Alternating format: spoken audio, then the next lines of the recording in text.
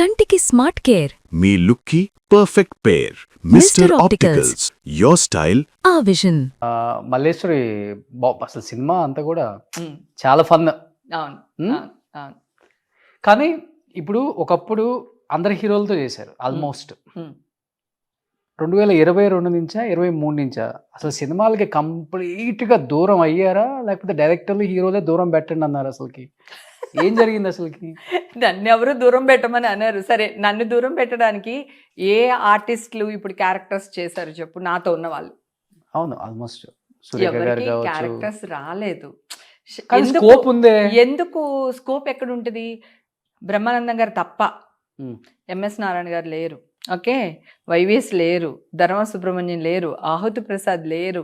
సడన్గా ఒకే ఇయర్లో almost 5-6 main comedians చనిపోయారు. మాకు బ్రహ్మానందం, హేమ, ధర్మ సుబ్రహ్మణ్యం, రజిత, ఇంకో ఆర్టిస్టు సురేఖ, ఇట్లా క్యారెక్టర్స్ రాసేసేవాళ్ళు వాళ్ళ వైఫ్లు. కానీ వీళ్ళందరూ చనిపోవడం వల్ల మీరు కూడా చచ్చిపోయారు. మీ పాపం ఇండస్ట్రీలో కొంచెం గ్యాప్ వచ్చింది. అది సో తర్వాత బ్రహ్మానందం గారు కూడా కొంచెం, ఆయన కూడా సినిమాలు తగ్గించుకున్నారు, ఏదో జరిగింది మొత్తానికి.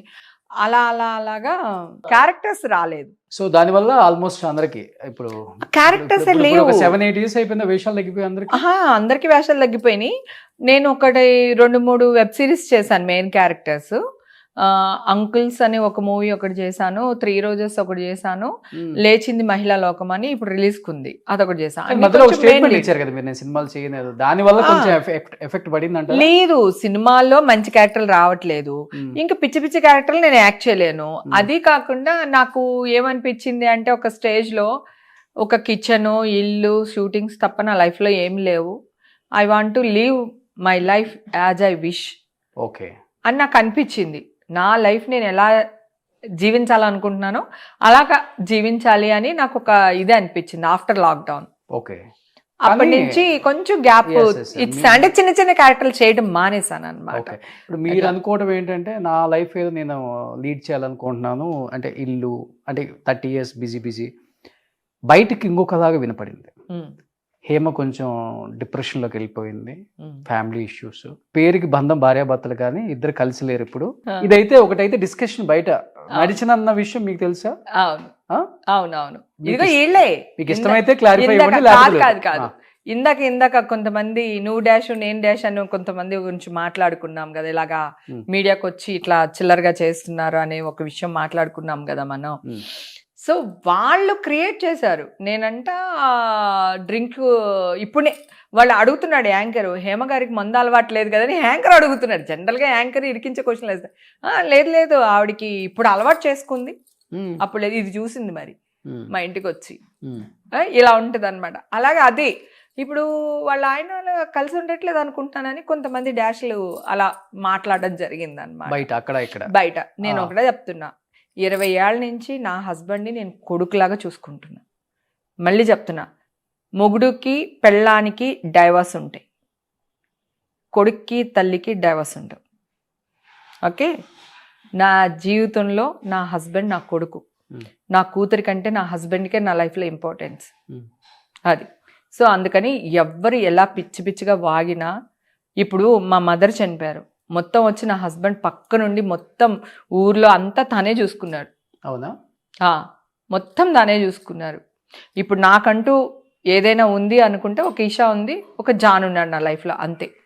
మదర్ లేదు కదా, మెయిన్ మదర్ నా లైఫ్లో మదర్ పోర్షన్ అన్నమాట. సో అనుకునేవాళ్ళు 100 అనుకుంటారబ్బా, నేను ఇచ్చే క్లారిటీ నేను ఇచ్చాను కదా. తల్లికి కొడుక్కి జీవితంలో డైవర్స్ ఉంటాయా?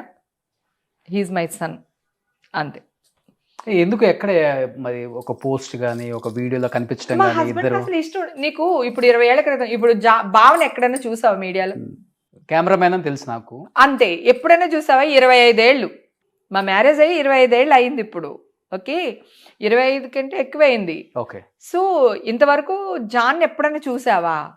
తను రాడు, ఏ షోలకి రాడు, తనకి ఇష్టం ఉండదు, తను బయట ప్రపంచానికి రాడు, తనకి నచ్చదు. నాకే చాలా బాధ ఉండింది యాక్చువల్గా. ఏంటి రాడు, బర్త్డే అయితే ఒక గులాబీ పువ్వు కొనివ్వరు, కనీసం ఒక ఆర్ట్ షేప్ లో బెలూన్ కూడా కొనివ్వడు మా ఆయన. అట్లా నాకు ఫీల్ అయ్యేదాన్ని నేను యాక్చువల్ గా. తను ఎక్స్పోజ్ చేయలేరు, అంటే ఎక్స్ప్రెషన్ లేదు తనకి, తను అంతే. మరి ఎట్లా ప్రేమించారు? ఏమో అలా ప్రేమించాను, పెళ్లి చేసుకుంటా అన్నాడు. ప్రేమిస్తానంటే చేసుకునేదాన్ని కాదేమో మరి. పెళ్లి చేసుకుందామా అని అడిగాడు, అడగడమే. ఓకే. రే ఇండస్ట్రీలో ఉండి పెళ్లి చేసుకుందాం అంటున్నాడు ఏంటి ఈ అబ్బాయి అని కొత్తగా అనిపించింది నాకు. సో అది ఆ ఒక్క వర్డ్ నచ్చింది, పెళ్లి చేసేసుకున్నా. పడిపోయారు దానికే ఇంకా? దానికే. మా ఆయన 4,000 సంపాదిస్తే, నేను 4,000 సంపాదిస్తే బతికేద్దాం అనుకున్నా. అదే మైండ్ సెట్ అంతే. మా హస్బెండ్ కి కంప్లీట్ మా హస్బెండ్ ఆయన ముస్లిము, నేను హిందూ. కానీ వాళ్ళ ఎక్కువ వెంకటేశ్వర స్వామిని బాగా ఇది చేస్తారు. మా మామయ్య గారు కూడా తిరుపతి అది వెళ్ళేవాళ్ళట, ఎస్డి లాల్ గారు. ఎన్టీఆర్తో 36 సినిమాలు ఏవో చేశారు ఆయన. ఓకే. సో మా బావగారు అసలు మొత్తానికి హిందూ అయిపోయారు. అవును, మీరు గారు ఆయన బొట్లు అవి పెట్టేసుకుని అసలు చాలా, అంటే నాకంటే ఎక్కువ పూజలు చేస్తారు. ఆయనకి ఎక్కువ పుణ్యం వస్తుందేమో నాకంటే, నేను చాలా ఎక్కువ భక్తి నాకు అలా. సో మా హస్బెండ్ కూడా రోజు లేచి దీపం పెడతారు ఆయన. ఓకే. దీపం పెట్టి దండం పెట్టుకున్న తర్వాత టిఫిన్లు కానీ బ్రేక్ఫాస్ట్ కానీ ఏదైనా చేస్తారు తను కూడా, నా హస్బెండ్ కూడా. కానీ ముస్లిం.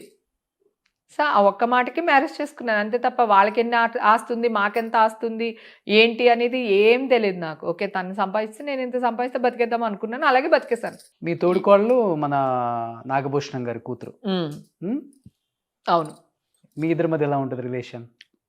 Okay okay, not good not bad. Okay. మీ బావగారితో బాగుంటుంది? బావగారితో బాగుంటుంది, ఎందుకంటే వర్క్ చేసి మా తోడుగోడలతో ఆడబడుస్తూ అందరితో బాగానే ఉంటుంది. కానీ ఎక్కువ వాళ్ళు రారు, ఎక్కువ మేము వెళ్ళాము. సో అందరు కలిపి ఏదైనా ఒకసారి ఫస్ట్ నుంచి కూడా.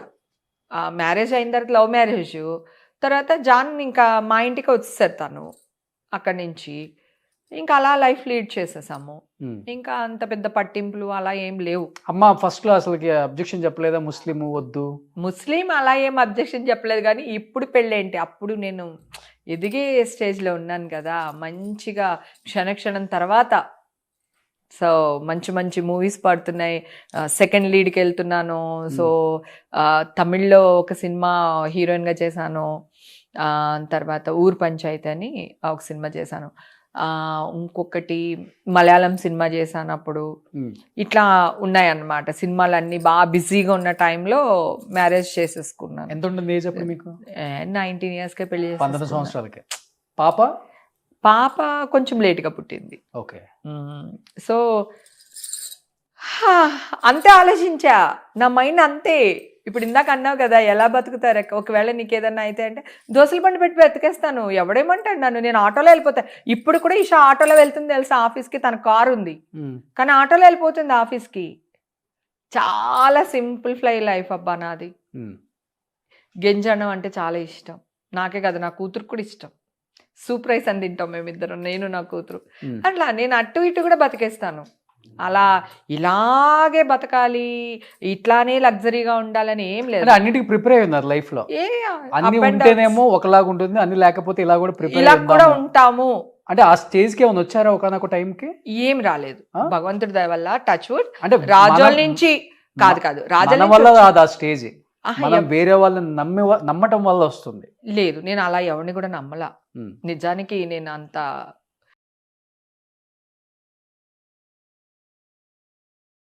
ఫోకస్ చేయను, ఎక్కువ ఆలోచిస్తే వయసు వచ్చేస్తుంది అనే టైప్ నేను. అందుకని మీకు 52 అందరికీ తెలుసు. అది ఓకే, నాకేం ప్రాబ్లం. నా ఏజ్ నేను దాయాలనుకోవట్లేదు. ఈ ఏజ్ లో కూడా ఇంత అందంగా ఉన్నాను చూడు, అది పాజిటివ్ థింక్. అర్థమైందా? నాకు ఏజ్తో ప్రాబ్లం లేదు. ఇంకా నయ్యంలే, ఆడెవడో చెప్పాను కదా నీకు, వికీపీడియానా ఆడెవడో దొంగ సచ్చినోడు, మా ఆయన డేట్ ఆఫ్ బర్త్ వేస్తాడు నాకు. అవునా? అదే కదా నీ ఇంటర్వ్యూలో కూడా చెప్పాను కదా, అబ్బాయి ఎంత వెంటాడుతున్నానో, మెంటల్ టెన్షన్ వాడుతున్నా. ఇప్పుడు వికీపీడియా ఏజ్ ఎంత మీదైతే? వాడా 67 వేస్తాడు డేట్ ఆఫ్ బర్త్. అసలు ఏమన్నా కొంచెమైనా ఏమన్నా అంటే అదిగో అన్నాను అంటారు. నేను వాళ్ళ జోలికి వెళ్ళను, వాళ్ళే నా జోలికి వస్తారు. నేనేమో చేతులు అడ్డు పెట్టుకుంటే అదిగో తిడుతుంది అంటారు. అట్లయినా కానీ మీకు మీ హస్బెండ్ కి 15 years డిఫరెన్స్ ఉందా? ఎందుకు 67? మా 67 అంటే ఇప్పుడు ఎంత ఉంటుంది తనకి? 5-6 years డిఫరెన్స్ నాకు నా హస్బెండ్ కి. ఓకే. ఇప్పుడు ఇషాకి వాళ్ళ ఫాదర్ తో బాగుంటుంది అటాచ్మెంట్? అసలు మేమందరం చాలా సరదాగా ఉంటాం. మా కుక్క పిల్ల ఉంది, మా ఇంట్లో అందరం అసలు మామూలుగా ఉండం అనమాట. బాగా కేరింతలు కొట్టుకుంటూ ఆడుకుంటా ఉంటాం, పరిగెడుతుంటా. మా ఆయన్ని, నా కూతుర్ని కూడా నేనే గిల్లుతా ఉంటా. ఓకే. ఏదో ఒకటి గిల్లుతుంటా. నాకు మా హస్బెండ్ అంటే ఎంత ఇష్టం అంటే, మా ఆయన ఇది తింటాడు, మా ఆయనకి ఇది ఇష్టం, మా ఆయనకి ఇది కావాలి, మా ఆయన ఈ డ్రెస్ వేసుకోవాలి, మా ఆయన ఈ షూ వేసుకోవాలి, మా ఆయన అంటే తెల్లారు లెగిస్తే 90% నా హస్బెండ్ గురించి ఉంటుంది నాకు. కానీ మధ్యలో కొంతమంది ఆర్టిస్టులు మీ హస్బెండ్కి లేనిపోని మీ మీద కొన్ని చెప్పడం వల్ల జానికి కొంత ఆయన నేను ఒకటి చెప్పేవాళ్ళు చెప్తారు, నువ్వు వింటే నువ్వే పాడైపోతావు, విన్నంతసేపు మనం సేఫ్ అంతే. ఏమైనా డిస్టర్బ్ అయ్యారు జాన్ గారు? జాన్ గారు ఎప్పుడు ఏం డిస్టర్బ్ అవ్వరు. ఏదన్నా అయితే నేనే అవుతా, నేనే అరుస్తా, నేనే మాట్లాడతా. సో అసలు తను ఏమన్నారు, అసలు 99% అన్నాడు. నేను ఫ్రెండ్స్ వల్ల వీళ్ళ వల్ల కాదు నేను డిప్రెషన్కి వెళ్తా. నేను డిప్రెషన్కి వెళ్ళింది ఏంటి అంటే, సో చిన్నప్పటి నుంచి పరిగెడుతున్నాను, నాకు ఒక గుర్తింపు రాలేదు. అరే నా కోసం ఇది చేసావు కదరా, నీ కోసం ఇదిగోరా అని అట్లా లేకుండా అయిపోయింది.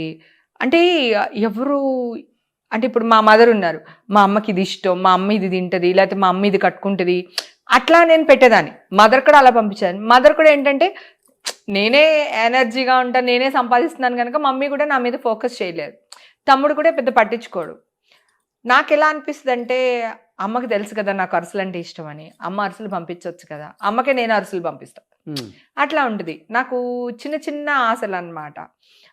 ఇవి కూడా అర్థం చేసుకోరేంటి అట్లా అనిపిస్తుంది అనమాట. నాకు చెప్పాను కదా ఇందాక, ఇవాళ నా బర్త్డే అనుకో, ఒక గులాబీ పువ్వు మా ఆయన ఇవ్వాలని ఆశపడతాను. ఆయనకి ఇష్టం ఉండదు, ఆయనకి తెలియదు, ఆయనకి నేను తప్ప ఇంకెవరు లేరు లైఫ్లో, ఆయనకి ఇవ్వాలని తెలియదు. నేను చెప్తే కూడా ఇస్తే నటించినట్టు ఉంటుందేమో అని ఇచ్చేవాడు కాదు.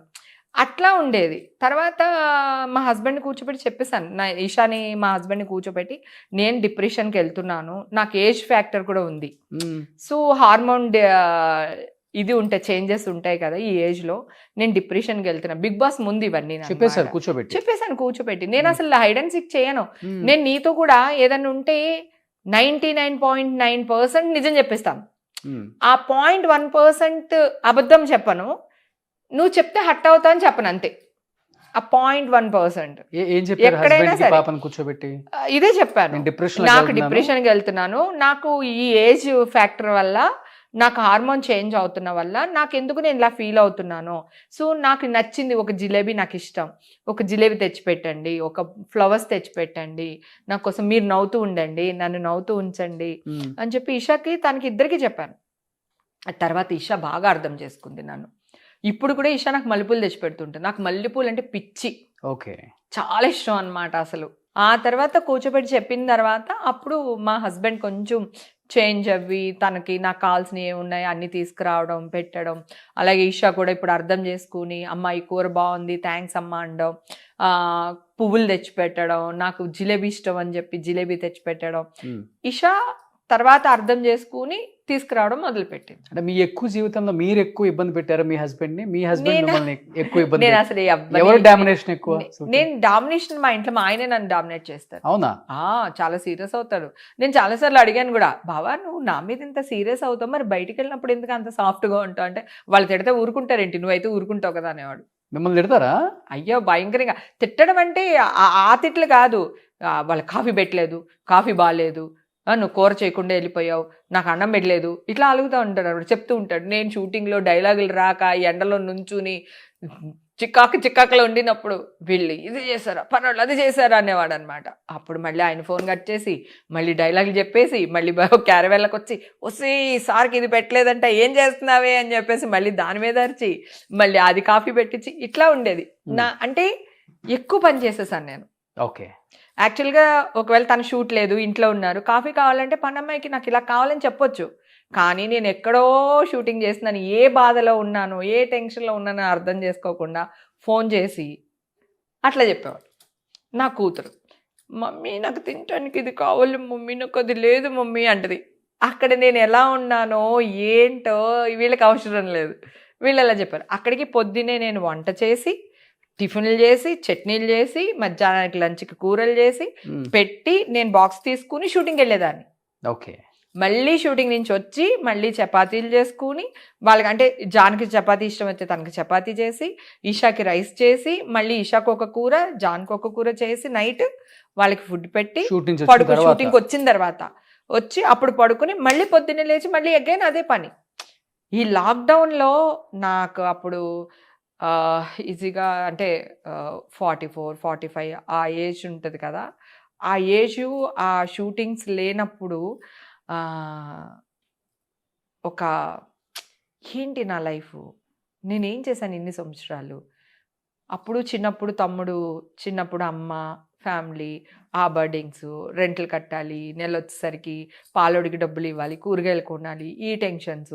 మ్యారేజ్ అయిపోయింది. మ్యారేజ్ తర్వాత జాను నన్ను యాక్ట్ చేద్దన్నారు. తనకు వచ్చే సంపాదనలో ఎలా ఉండాలి, తను వచ్చే సంపాదనలో ఎంత మిగిల్చుకోవాలి, ఎట్లా ఇల్లు కొనుక్కోవాలి. నేను అప్పుడే ఇల్లు కొనుక్కున్నా. 95కి నేను ఇల్లు కొనుక్కున్నా. 94లో ఇల్లు కొనేసాను, 95లో గృహప్రవేశం చేశాను. నా ఫస్ట్ ఇల్లు కాస్ట్ 5 lakhs. ఆ తర్వాత మాదాపూర్లో ఇల్లు కొనుక్కోవడానికి ఆ ఇల్లు అమ్మేస్తే 10 లక్షలు వచ్చింది నాకు ఆ ఇల్లు. ఆ 10 లక్షలు పెట్టి ఇంకో 6 లక్షలు లోన్ తీసుకుని మాదాపూర్లో ఇల్లు కొనుక్కున్నాను. మాదాపూర్ పిఎస్ ఆపోజిట్లో ఉంటుంది. అలా సో అప్పటి నుంచి చాలా చేసేసాను నేను, తెలియకుండా. ఎనర్జీ లెవెల్స్, షూట్కి వెళ్తాను కదా, షూట్లో మాట్లాడుతూనే ఉంటా, తిరుగుతూనే ఉంటా, డైలాగ్ చెప్తూనే ఉంటా, సరదాగా ఉంటా. సెట్ బాయ్ ఇప్పుడు కెమెరామెన్ అరే ఆ టేబుల్ జరిపానంటే టక్మని నేనే జరిపిస్తా. మళ్ళీ ఆడెక్కడి నుంచో పరిగెత్తుకొచ్చి ఈడు జరిపి అంత ఉండదు. బ్రహ్మానందం అన్న తిప్పుతూ ఉంటాడు, ఆగు ఉన్నాడుగా సెట్ అబ్బాయి, వాడికి అందుకే జీతం ఇస్తున్నారు, ఎందుకు జరిపిస్తారు. కాదన్నా అనేవాడు అన్న. అయినా ఆగేదాన్ని కాదు.